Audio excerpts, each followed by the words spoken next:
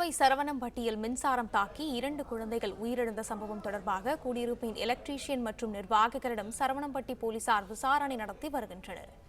கூடுதல் விவரங்களை வழங்குகிறார் செய்தியாளர் நேசராஜ். நேசராஜ், வணக்கம். தகவல்கள் என்ன பகிரலாம்? சரவணம்பட்டி பகுதியில் உள்ள ராமன் விகார் குடியிருப்பில் நேற்று முன்தினம் பார்க்கின் சறுக்கு விளையாட்டின் போது மின்சாரம் தாக்கி ரியானஸ் ரெட்டி மற்றும் வியோமா பிரியா ஆகிய சிறுவர்கள் உயிரிழந்தனர்.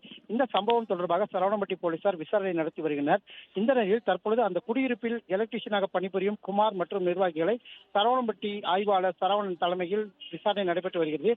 மேலும் கோவை மாநகர காவல் ஆணையாளர் பாலகிருஷ்ணன் கூறும்போது, முதலில் சந்தேகத்திற்கு மாறான மரணம் என்று வழக்கு பதிவு செய்யப்பட்டிருந்த நிலையில் தற்பொழுது விபத்து என வழக்கு பதிவு செய்யப்பட்டுள்ளது. விபத்து ஏற்படுத்திய நபர் மீது புலன் விசாரணை நடத்தி நக்க நடவடிக்கை எடுக்கப்படும் எனவும் தெரிவித்தது குறிப்பிடத்தக்கது. மண்ணுக்கு கீழே அந்த எலக்ட்ரிசிட்டி லைன் சரியாக ஒரு பாதுகாப்பு நடவடிக்கைகள் இல்லாமல் அந்த ஒயர் புதைக்கப்பட்டிருந்ததால் அதிலிருந்து மின்கசிவு ஏற்பட்டு விளையாடி கொண்டிருந்த குழந்தைகள் இருந்துள்ளார்கள். அதனால் சட்டப்பிரிவு மாற்றம் செய்யப்பட்டுள்ளது.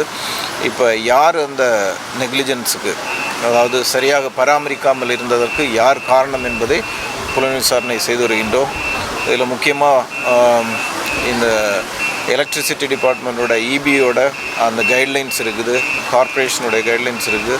அது முறையாக அனுமதி வாங்கிட்டு அதை அந்த கேபிள் லேயிங் பண்ணியிருக்கணும். அது பண்ணாத அந்த நெக்லிஜென்ஸ், அதே போல் அது செஞ்ச கான்ட்ராக்டர் அதில் என்ன அந்த ஸ்டாண்டர்டு மெட்டீரியல்ஸ் பயன்படுத்தாது. இது எல்லாமே புலன் விசாரணையில் இருக்குது. புலன் விசாரணை கூடிய விரைவில் முடிவு செய்யப்பட்டு அதில் யார் சரியான பராமரிப்புக்கு காரணம், பராமரிப்பு இல்லாத காரணம் என்பது தெரிந்து அவர்கள் மீது குற்ற நடவடிக்கை எடுக்கப்படும்.